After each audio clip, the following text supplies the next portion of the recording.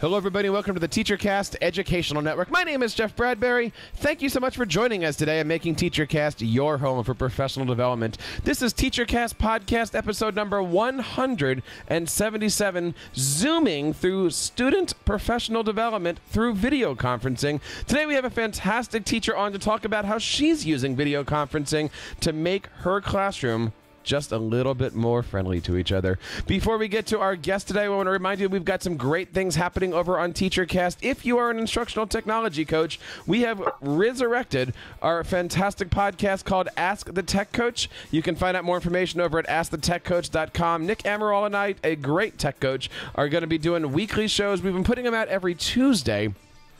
And basically right now we're walking through the life of a technology coach. So we've been talking about what you need before you start the school year. What are some of the things that you can do to work with your teachers? And we've been giving away some pretty cool free prizes. So go over to AskTheTechCoach.com or share this link with your instructional coach. We would love to have you there. If you're a podcaster or interested in creating a blog or brand for yourself, we also have our educational podcasting channel. You can go over to educationalpodcasting.today. Learn how to make your own website using WordPress, Google Sites, and of course, how to use the great equipment to make your own podcast. Want to get into the meat of our show today? Our teacher, Stacy Roshan, has been doing some amazing things with video conferencing. She and I got hooked up through the amazing company called Zoom. You might have heard of them, a great video conferencing company. We're going to talk a little bit about how you guys can bring video conferencing in. Stacy, how are you today? Welcome to the show. Thank you. I'm doing well. It is so good to have you here. We had a chance to catch up a little bit before we started the recording here. You are doing some amazing things in your school with your students. Tell us a little bit about what you do each day. Thanks. Well, for me, I first got interested in Zoom because I'm teaching this purely online AP Calculus class. And I was really looking for solutions to preserve the interaction, to really get that community feel in my AP Calculus classroom. I wanted students to have an opportunity to talk things out with one another, to hear from one another, to see one another. And that is where I first brought Zoom into my classroom, and I've just found so many different uses for it that I've been able to, bring into a face-to-face classroom and to really make my online classroom thrive. So what is Zoom? How does it work? How are you building lesson plans? We're going to get to all of that stuff. But first, I want to talk to you about the concept of using video conferencing. I know you said that you teach an online course. Clearly, there's video conferencing in there, but many of us are still in a one classroom or multiple classroom kind of environment. Should teachers be teaching with video? Yeah, that's a great question. I mean, before I started teaching online, I was flipping my classroom, and I started with AP Calculus. I started because I had this problem of having so much material to cover, and I felt like I was standing at the front of the board for too long. And I wanted a way to just be able to go around, be with the students, and hear what they were discussing. Because to me, that's the exciting and important part of class, is listening in on conversations, seeing how students are thinking, really seeing that process of them working together collaboratively, problem solving. And I was spending way too much time at the board lecturing. And so by offloading that lecture to video, I've been able to have all the time in my AP Calculus class to do those activities that I was running out of time for before. So that was my initial, how I got into recording videos and making them available for students. But that was very much me doing the videoing. And now using Zoom, I've been able to have students create more. So I don't just use Zoom to get on and have a class, because obviously we do have an online class. Sometimes we have a synchronous session through Zoom, which is just a video conferencing tool. But I also have students create Zoom sessions, record them, submit them, and so forth. Well, let's take a look at that, because usually when we look at video, there's two different kinds, right? There's pre-recorded video, and then there's live video. Now, clearly you are doing both of those. Why would I want to be creating pre-recorded video, say for flipped classrooms, and when would I want to be using live video for other types of lesson plans? Yeah, so when I make my, flipped classroom videos that I create and students watch it whenever they want, there's some benefits to that that I really see. Those videos are, very information based, and information I want to get across to the student, and then we're going to play with that knowledge later. And so those videos, the benefit of them being recorded and students being able to watch them at any time and not live is that they can watch it, at their own pace. They can pause as they need. They can even speed up the video playback or slow down the video playback as needed. Before a test, they can go back to those videos and review them. It's great for an AP class. Before we get to an AP exam, students actually make a playlist of the videos they need to go back and rewatch and review. Now, the live videos, in my online class, for example, we have one synchronous session a week where the whole class gets on. And I do not treat that as a lecture at all, because I really value that time, that once a week time that we're all on together and we can talk. And that time is really devoted to, digging deeper, making connections, seeing how everybody's thinking, getting that classroom feel, and it's very interactive. And then the other component of using the video chat in the classroom is my students do their own Zoom sessions. So once a week, they have to turn in a Zoom that they just hop on a session with a friend. They just pull it up just like they're FaceTiming a friend, and they just work on their math homework, and they record that and they submit it so that I can review it. And why is that such a benefit to me? I talked about that I flipped my classroom originally because I wanted the time to go around the classroom and hear what students were saying. It's so important to hear students process through solving the math problems. When they just hand in a sheet of paper, yes, they show all their work and all that, but I lose all that, what's going on in their mind. So just this simple solution of asking students once a week, hop on a chat with a classmate, or, I do larger groups so that I don't have too many to watch. Hop on a chat and talk it out and just do your math homework as you're going to do anyway. But then I really know where they were struggling, things that I couldn't see on a piece of paper, I get to hear and see. I love the examples here, and I know everybody out there is taking notes right now of different ways to bring these videos in. I want to back up just for 1 second here and talk about the pre-recorded videos. Many people are interested in making these videos. So I want to throw a couple questions, 3 questions exactly. When you're doing videos, what would you say a perfect time should be, right? Is this 5 minutes, 8 minutes, 25 minutes? What do you shoot for on these? Is it better to make many 3-minute videos or one 12-minute video? Yeah, I mean, that one's definitely up for debate, and I've heard so many people talk about this question. For me, when I assign video lectures, that is the only homework my students are doing. And I think that it's really important to think about what your environment is, what your students, who your students are, and what your goals are. I don't at all think there's a one-size-fits-all answer for this, to be honest. I make my videos somewhere between 15 and 25 minutes for AP Calculus. That's their only homework that night. And I'm assuming it's going to take them about 1.5 times that video length to complete the assignment, because they may be pausing. I also do assign them through Edpuzzle, so I can add interactivity into it. So students have to respond to a couple quiz questions along the way, so I can, monitor how they're understanding, if they're understanding, and also they can do self-checks. Am I understanding the material right now? Let me do this multiple choice. Okay, I thought I understood it, but now I can't do the problem. Maybe I should rewind. And again, I think it depends on your students. My students are used to, in an AP class, most AP classes are 45 minutes of homework a night. Is that right? Is that wrong? That's a whole nother topic of debate. But assuming that, I think that's an appropriate assignment for them.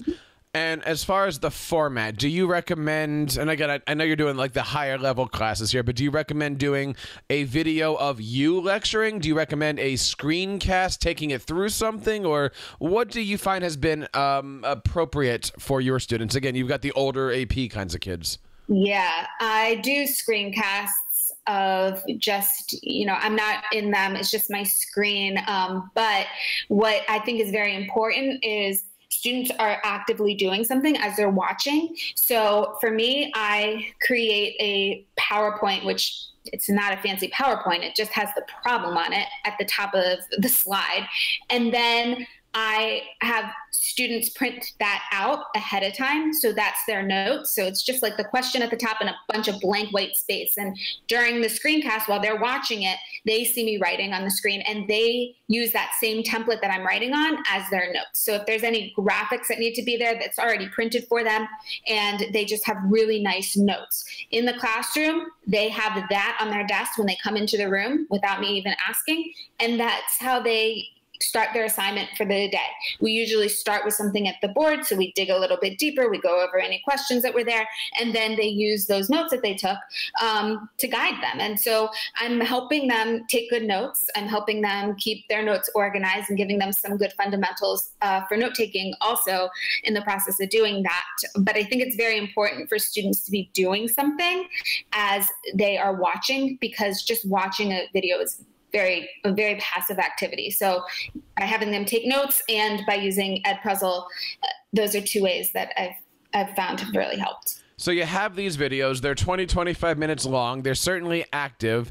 How are you getting them the information? How are you publishing them? Do you have a Google Slide? Do you have a Google Site? Do you put these in Classroom? Do you have a OneDrive? Yeah. Well, what do you do here to actually get them all the information? And you can talk Classroom, but then also you can, I mean, obviously you've got your online stuff as well, right? Yeah, so I just publish everything to YouTube because that's the easiest way to then get it into Edpuzzle. And then my school has a learning management system. We use PowerSchool Learning, and that's what I use to organize everything. Each chapter I have outlined on my LMS. So I have the chapter, I have under that a subpage for each section that we do. I have the video available there. I have any textbook, any worksheets that we have, all of that is just organized on one page. So I have a separate page for each section. And to me, that's just a very easy way to organize everything. But then I think having the YouTube channel is great because if a student needs to go back and find something, I label each of the videos appropriately so that they can easily, just search and find content. I think searchability is always an important thing. You certainly sound like you have your routine down pat here. We didn't talk about this earlier, but perhaps you might consider sharing a video example, maybe at Edpuzzle. If we can if we could possibly like embed something on the show notes page, we would love to do that. This is TeacherCast podcast episode number 177. Now, when we're looking at, using video for video conferencing, let's flip the coin to the other side here. Yeah. Should school districts, should students, should teachers be looking to connect with other classrooms for live one-to-one learning? Yeah, I think in theory, it's awesome and great. I would say that a lot of times the logistics of that become very difficult. And that's where I don't ever want to get hung up on the logistics part of it. Planning, do our classes meet at the same time? Are we in different time zones? All that happens. And I would say that I've had a little bit more success trying to do that asynchronously. So having some videos, posting some videos, and having, for instance, something like a flip grid, which is just very easy for students all over to post to. And then I can connect with other classrooms. Other classrooms can watch my video and respond at their own time in their own space. I would say that sometimes I've had more success with that only because it's easier to plan. With schedules at different schools and all that, it can be challenging.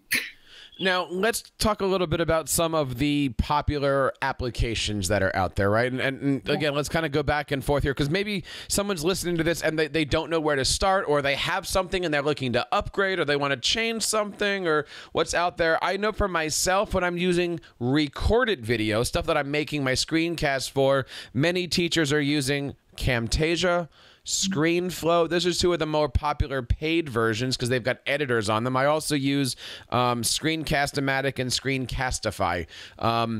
Let's just kind of talk about screencasting software. Do you use any of those, or is there something else that we can add to that mix there? I am a Camtasia user. Excellent. So, yeah, I just like being able to record and edit, and it's a very good program for making a screencast. I can add in, the call out bubbles and all that type of thing. And I definitely edit my videos. I enjoy making the videos. I enjoy the editing process, and they take me a good while to make my videos. But again, I enjoy that process. So, I would never recommend to a teacher that, you must make your videos this way, or your videos must be finely edited, or any of that. I think a lot of it goes to, what are you passionate about as a teacher? Like, to me, each year I go back and I edit videos and I add in something, I add in a new example, and I can do all that. So yeah, Camtasia's definitely been my go-to. So now we have our video editors, right? We have things like our iMovies, our Final Cuts, our Windows Movie Maker. I know there's a new movie program out in Windows 10 that's doing some pretty cool things. What is your video editor of choice? Or are you using Camtasia for regular video editing too? Because that's also a popular thing to do. Yeah, I really use Camtasia for most everything. The other thing that I'm really interested in is WeVideo. So I do use WeVideo a bit, and we're using that now as a school. And I think it's just a great way for everybody to be able to edit videos on any device. I would say that was my main reason. I'm also a technology coordinator at my school, and I was, saw so many students who had the Mac, who had iMovie, who were always doing the video editing for different projects that were assigned. They got a choice of what they wanted to do, and they were the ones who were in charge of it. And if they didn't come to school with their laptop, or if they were absent or whatever, or if the video needed to be finished last minute, they were always in charge of it. And I just wanted a program that was collaborative and could be used on any device. And WeVideo is a solution to that for sure. And they also have a library of assets that students can use that's royalty-free. Really into that. Now, let's talk a little bit about doing live video. This is the one that everyone's kind of asking about, and probably the reason why people are listening to the show today is, what is the best way to do video conferencing, connecting with other classrooms? Yeah. We talked earlier about using Zoom, right? I've been using Zoom for a while now. It's a great platform for my podcast. It's a great platform for getting in, for making meetings. Why use Zoom in the classroom? First of all, it's just so easy to use, and I found it to be so reliable. So most of the time my students are joining from their laptop, but they can just join from their phone if they need to. The phone app works great. There's an iPad app. It's easy and reliable. If something's wrong with a student's laptop or their Wi-Fi or connection or whatever, there's always a call-in number. So that's a backup way. That was something important as I was looking for different tools that were available as a teacher. If I am doing a Zoom session, I also can break students out into different breakout rooms, that's what they call it. So if I want to say, okay, we're having a live session right now and I have 15 students and I want to break them out into 5 different groups of 3 people apiece, I can do that. I can just press a button in Zoom and it breaks them out into their own little rooms. And then I can actually pop into the different rooms and listen in on whatever they're talking about as needed. It's also just, you press a button and you record it. So that's great. If I have purchased Zoom, then I can record it to the cloud. If I have a free version of Zoom, my students use the free version of Zoom, I can still record that session. It just records it to my computer, my desktop, and then I can upload it to Google Drive. So, you know, I love the fact that Zoom can be used for multiple things. Like, we don't think about that when it comes to this, but it's great on Macs, it's great on Windows. Most importantly, it's great on Chromebooks too. Like, any student can have this. I also love the ability here to bring in that phone number. We've been doing that here. And so that means that in a classroom, you don't have to, you know, necessarily do a video conference. You can find that expert out on Twitter or someplace like that and have them just literally call into your class. Yeah, absolutely. So what are some of the things that you're excited about when it comes to video conferencing, and how are your students seeing the progress of using video conferencing in the classroom? What are some of the things that, you know, video conferencing is enhancing your curriculum for? Sure. I think, first of all, it's just, you know, technology. So many times I think we say, you know, you're losing that human touch, and it's automated and all this stuff. And I think this is really a way to bring in that, you know, you're seeing each other, that compassion, that empathy, and so forth. I think I'm able to learn a lot from just seeing my students, and in an online environment in particular, this has been an awesome, easy solution. You know, it's not, to me, I didn't want to add one more thing to my class for students to do. And so, you know, instead of asking them to do a problem set, now I just ask them, okay, record yourself doing that problem set. And I hope that by asking them to do this type of assignment, I'm actually giving them, you know, good study skills for the future, because math can be quite difficult to do over the phone. And using Zoom, they're video chatting each other. They can hold, you know, their paper up to the screen to show each other what they're doing, but they can also just, like, there's this little whiteboard that you can use in Zoom, so they can just, like, draw on their screen, see what each other are doing. And again, my students are just using it on a weekly basis. So I hope that I'll start to build that habit for them to, you know, hop on a call for anything that they're doing, any problem solving that they're doing, so that they can work together. I think that's the name of the game in all of this, is the collaboration piece, and to work through the problems together, to see each other, to talk to each other, to listen to one another. You know, many people think that Zoom is a great conferencing platform, but I don't think many teachers out there have gone to zoom.us/education. I would certainly recommend any, you know, teacher doing it. Many universities, many K-12s are looking at this going, okay, it's a great platform. Obviously, as a Microsoft and Google type person myself, you know, Skype is fantastic. Yep. Google Hangouts is fantastic. Google Meet, I think they call it now, is fantastic. Yeah. As a podcaster and especially as a teacher, the one thing that I'm not thrilled about with those platforms is the quality. And I will tell you, I've never had any problems with connections or quality when it comes to using that Zoom platform. And it's easy. And, you know, there's a lot of neat things that you can certainly do out there with it. You were telling me how easy it is to use it for your calculating stuff. When we're getting into these different video conferencing platforms of any kind, talk to us a little bit about the equipment that you have. Like, do you need to go out and spend a lot of money for things? And maybe if you could talk about what you do for your screencasts. Sure. And then maybe if you're doing classroom stuff, like, what do you need? And I've got a couple suggestions too. We'll talk about those. But what do you recommend for either the personal or the classroom equipments? Sure. I mean, I think that, you know, if you have an iPad, you kind of have a solution there. I like using my Mac, and I have a Wacom tablet that I plug into my Mac, and that's how I write on my screen. I actually very fortunate that I have a class set of the small Wacom tablets, so they're like, I don't know. They're a small size, like a big mouse pad. Think of it like that. And I give those to my students so that they can also write on their screen when we're having these video chats. And also really important to our video chats is I embed a Pear Deck into each of them. Not embed, but just students go to Pear Deck, and Pear Deck is Google Slides presentation that is interactive. And so that's how I start my Zoom sessions when we meet all together with in my online class.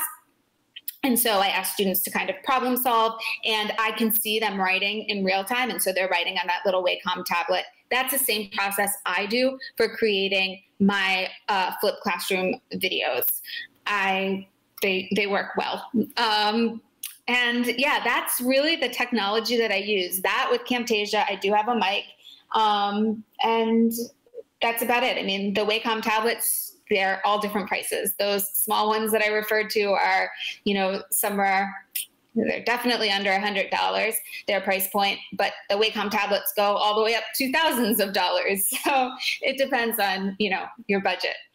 You know, many people ask us about the different kinds of equipment for the classrooms. I have a simple link if you guys want to, you know, write this down or check this out, but it is teachercast.net/equipment, right? Everything that we have is on there. But basically, you know, if you're looking for microphones, I always say for a classroom, get something like a snowball mic. It's cheap. It's $70 somewhere in there. But the thing about that is that it really works best if you get like a 15 or 25 foot USB cord, because that way you can put the microphone in the middle of the room and not just have everything up to the front. I was working with the kindergarten class last year, and, you know, the kids, because the microphone was in the middle of the room, these little kindergartner kids didn't have to scream as much. They could do their video conferencing, and we were definitely getting the, you know, all the kids engaged in that stuff. So it's definitely doing something like that. I love the idea for the iPad.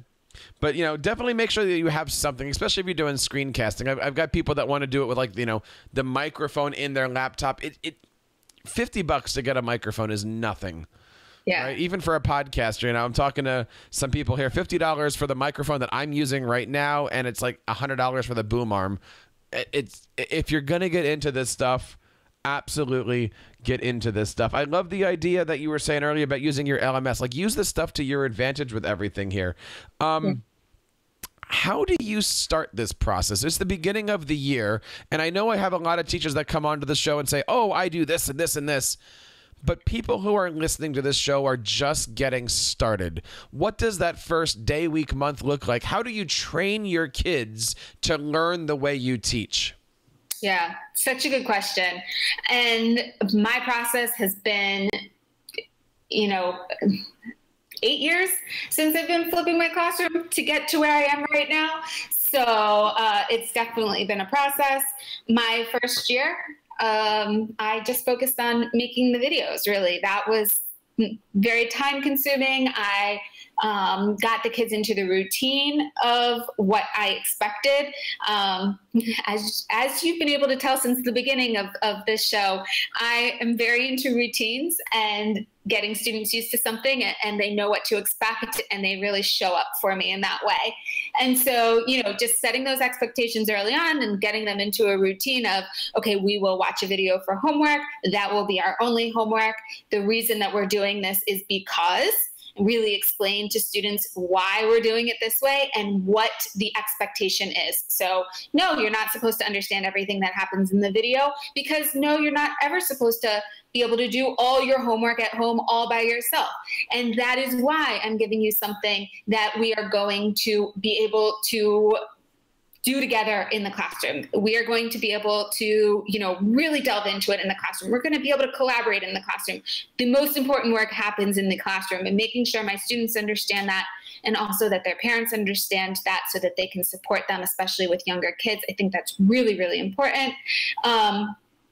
And so, you know, don't take on too much at once, because you want to do it really well. So I took on the video, making the videos my first year. My second year really got into making them more interactive. So adding in, you know, putting them all in Edpuzzle and thinking through how I wanted to ask questions in that. And then I thought about, okay, I need to change up the assignments that I'm giving in the classroom, because we can do a lot more. So thinking about that. So each year kind of setting one big goal for myself. What's the most important thing? And just being true to that, I think has been very important in my process. When I started teaching online, I said to myself, what's the most important thing for me? And my answer to that was creating a community and a family in our online environment. And that was why I looked to tools such as Zoom, because I needed a way for us to talk to each other. We have a chat platform actually that we can type to each other and text message, but there's something different in being able to talk things out. And also, if I have to give constructive criticism to a student, which happens, and I'm not seeing them face to face, it's very important for me to have an easy video communication tool so that they can see my face, I can see their face, and I can see how they're receiving that feedback. Because sometimes a written message doesn't come across just as you think it would. So all those things I think are important to think about. Stacey, I want to say thank you so much for your time today. I would love to have you come back on and show us more about your flipped classroom. If you guys have any questions for Stacey, you can, of course, reach out to us here on the show. And, of course, all of our show notes are going to be over on TEACHERCAST.net. This is TEACHERCAST podcast episode number 177. Stacey, I'll give you the last word here. Any advice to somebody starting off the year and just saying to themselves, where do I start with this? Yeah, I would say think about a problem that you have in your classroom right now. What's one thing that's really bugging you? And then possibly look to some of the things I said today or look to EdTech as a solution. I think that is the very most important part. So if I bring you back to my beginning, AP Calculus class, I had students who had more questions than I could get through in a day, and I needed more time to sit with them one-on-one. And so that's where I looked to video screencasting as my solution to offload some of the lecture. And I think that is my approach to technology in general. And to me, that's what makes a good solution, is look for your problem first. Don't create a problem. Look for your problems first. Don't create a problem. Stacey, where can we get a hold of you? I can be found on Twitter at BuddyXO, or my blog is techiemusings.com. And one more time, Stacey, I want to say thank you so much for sharing your passions here on the platform. And I also want to say thank you guys out there for being a part of this podcast and all of the shows on the TEACHERCAST Educational Network. You can, of course, subscribe to this show over at teachercast.net/iTunes, where you can find all of the great stuff that we're doing online. On behalf of everybody here in the TEACHERCAST Educational Network, my name is Jeff Bradbury, reminding you to keep up the great work in your classroom and continue sharing your passions with your students.